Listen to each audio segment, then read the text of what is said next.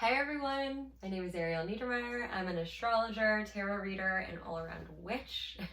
And I'm here to give you your astrological forecast for the month of August.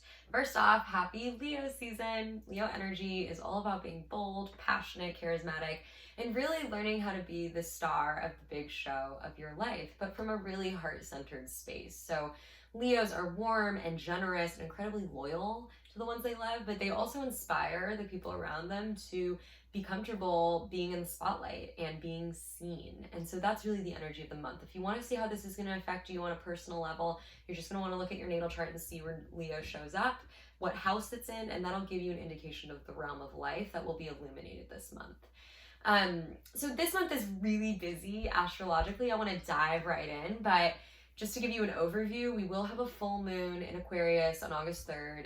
We will have a new moon in Leo on August 18th. And finally, a potentially, no, I shouldn't say potentially, because again, this is your no-nonsense forecast, so I'm not going to sugarcoat. We will have a challenging aspect at the end of the month on August 24th. Mars in Aries will be in a challenging square with Saturn in Capricorn. So let's get right to it. This month truly starts off with a bombastic bang on August 3rd with the full moon in Aquarius. So as I said, Leo energy is all about being the star of the show. It's about me, what I want, and it's about my needs and personhood, my unique dynamic personality being seen. So one thing, just a little side note, is if you want to learn about astrology, I really recommend that you learn about the signs in relation to their opposite. And so full moons are always going to happen in the opposite sign of wherever the sun is because a full moon is when the sun and the moon are in exact opposition to each other in the sky. So if the sun's in Leo, the moon on a full moon is going to be in the opposite sign of Aquarius. And so whereas Leo is about me and I'm the star, Aquarius is about we, and we are an ensemble cast. Aquarius is the sign of advocacy, radical social progress, and humanitarianism. And the reason it's the sign of that is because for Aquarius is the most important thing is figuring out a way through innovation, through radical ideas to help the collective, all of us, rise and get that standing ovation that Leos want. And so oftentimes Aquarian energy will be incredibly eccentric. It's always outside the bounds of societal constraints. It's not bound by tradition. It's really visionary and out of the box and big picture, kind of very big picture. So that's kind of the opposition of this full moon. And again, wherever this shows up in your chart, where Leo and Aquarius show up in your chart, you're gonna be dealing with this opposition. So it could be your home life versus your career life. It could be your personal identity versus your relationship. So you're just gonna wanna look at your chart to see where this falls. It's really a time to be thinking about how what you want and how you want to be seen affects the collective, the public. Your personal actions, how do they affect the collective and the public? These are all things we've been dealing with for most of 2020, so I understand that we're all familiar with what I'm talking about. The other reason why this full moon, I'm just going to flag it as being particularly bombastic, is because it's in an exact square with Uranus.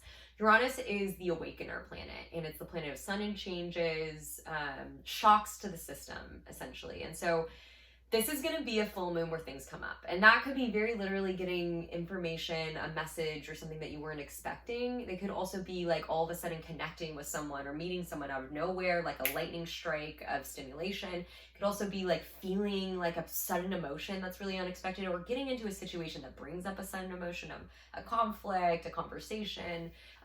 The thing about Uranus is it's not necessarily big sudden change that's bad, but it's always something unexpected. It's just the last thing you were expecting. So look out for that. And I would also say with this full moon, the most important thing, because Uranus is so impulsive energy, it's really frenetic and electric, just be really patient and flexible. Just kind of try to like roll with the punches, because there will be some. So August 3rd. Next, I want to talk about the new moon. So we're just going to jump right to like mid-month, August 18th.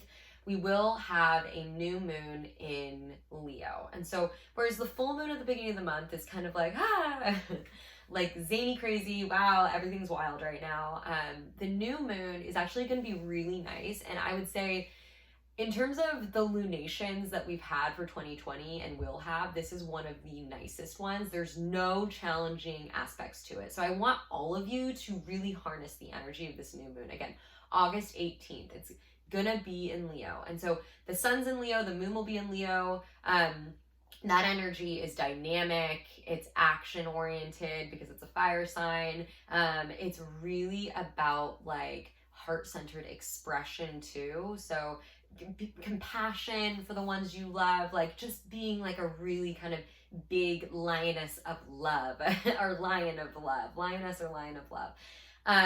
But on a more kind of just general level, like this new moon is also going to be trining Mars, and Mars is in its domicile in Aries, so it's like extra powerful. So like if you want to start any new project, if you're starting a new job, signing contracts around that time would be really great.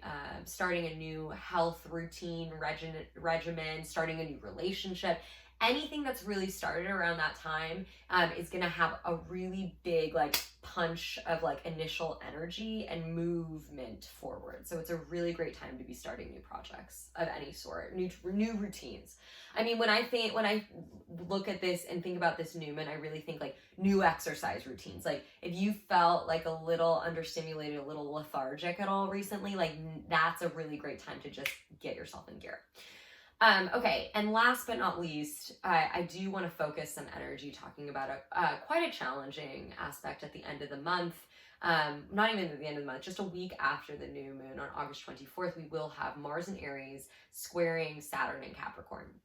And these are two malefic, they call them malefic, planets that are related to challenges to grow versus just like, everything's so easy and fun and bright. So I want to flag it too, because this aspect is really gonna be emblematic of a lot of the energy that we're gonna be dealing with for most of 2020. In fact, this aspect isn't going away. It will be happening again towards the end of September, and into the fall. And so whereas Mars is all about action and forward movement and getting shit done, Saturn is the planet of rules, responsibilities, regulations, delays, frustrations.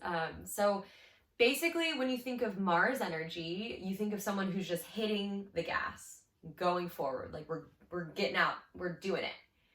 Saturn is very literally as if you had the parking brake on, but you can't get it off, or like if you're hitting the brake at the same time. So it's like this really intense forward movement, but then this massive like frustration and delay and inhibition around it. So essentially, to break it down, like all of us, it's kind of like a caged tiger. Like the tiger being Mars and Aries and the cage being Saturn. And so all of us are going to feel this insane urge to get out and get moving.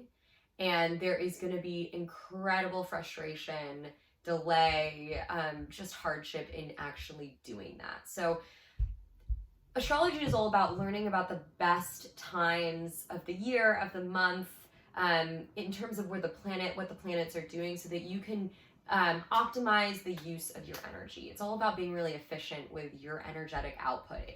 In a lot of astrologers' opinions with astrology, it's just knowing when it's a good time to be doing certain things energetically. And so whereas the new moon on the 18th is a great time to be starting something new, I really just want to implore all of you, I wouldn't try to start anything new around August 24th, because you're just going to get frustrated, because things that you really want to get going around that time, if they happen to fall during that time, it's going to be delayed. There's going to be like a lot of like, oh God, like I just want to get out.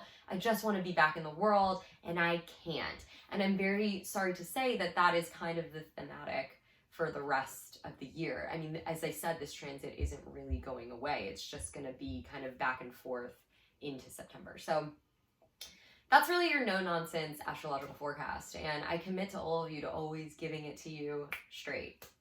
And I love you all. And I really appreciate you tuning in. Again, my name is Ariel Neidermeier, also known as Spot the Witch. You can catch me on Instagram at Spot the Witch. I really appreciate you all being here. And I wish you the best this month. It's gonna be okay, I promise. And if you liked this video, please like and share it, and I'll see you in September.